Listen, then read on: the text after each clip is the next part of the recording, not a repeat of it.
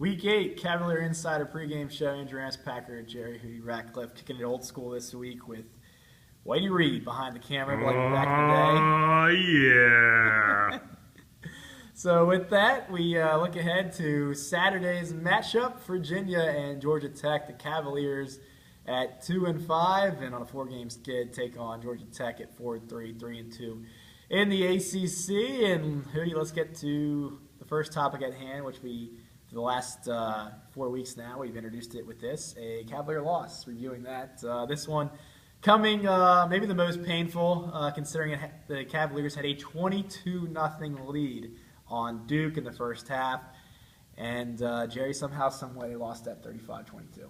Yeah, we were talking earlier that I think you can trace all their problems back to what we said in the beginning of the season, is that the offensive line is a little suspect. You got a young quarterback, and if they can't run the ball, defenses are putting a lot of pressure on him. If they think he can't beat them over the top, they're going to move up, put pressure on him, and he's not handling it very well in most cases. I mean, his accuracy has been up and down, but they're not getting many long balls down the field, and defenses just move up on you and put more pressure on you when you can't do that. Yeah, not a lot of receiver help either. David Wofford completed 20 passes on Saturday. Only 3 went to wide receivers. That's been a trend, I believe, over the last few weeks. Receivers have made, I think, a grand total of 13 catches in the last 3 games. So that's got to improve. Until that time, it'll be Jake McGee at tight end and Kevin Parks coming out of the backfield as your main targets for David Watford. And you mentioned that offensive line. Where it went south on Saturday against Duke was that third quarter. In that third quarter, UVA, which opened the second half with a 22-7 lead, ran 9 offensive plays, gained all of 7 yards as Duke crammed that box, forced David Watford to beat them. He could not, and thus you have UVA with another loss. So as we move ahead to Georgia Tech on Saturday, kickoff is 12:30 at Scott Stadium, another home game. And Hoodie, when we talk Georgia Tech, you really always talk one thing, and that's you got to stop Paul Johnson in that triple option.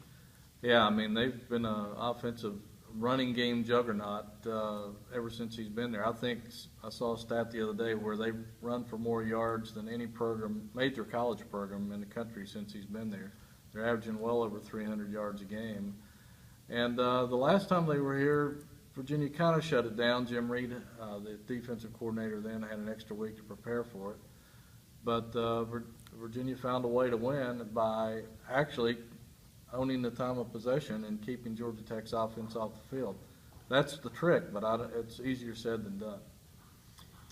Yeah, so that'd be obvious. You talked about that. I think players this week talked about the difference between the 2011 game and 2012 game. Obviously, 2011 they won, beat a 12th ranked Georgia Tech team at home, 24-21.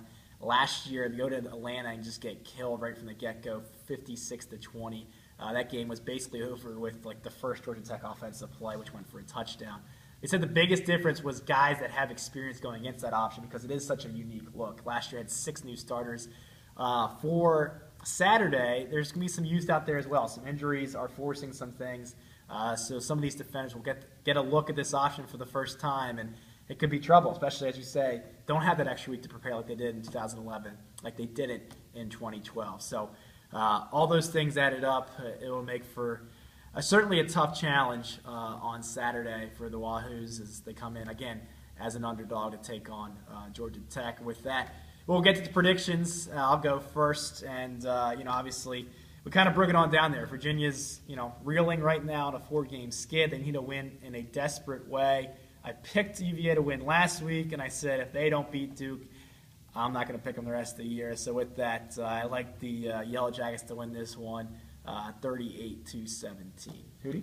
Yeah, I thought last week was their last chance to win a game this year unless something miraculous happens or another team beats itself. But I can't see, even though John Tenuta's defense is aggressive, they're, like you said, they're banged up, I just can't see them slowing down Georgia Tech's offense to any degree to where they can have a chance to win. So I think Georgia Tech 36-20, and it could get even uglier than that, I think. So with that, Hootie and I both predict the Cavaliers lose, which would be for UVA. It'll be its 5th straight loss and go to 2-6, and then have Clemson coming to town here in a couple weeks. So the road is certainly challenging for UVA as it moves forward. But thanks for watching. For Jay Ratcliffe and for What Do You Read, I'm Andrew Ramspacher. Oh, yeah.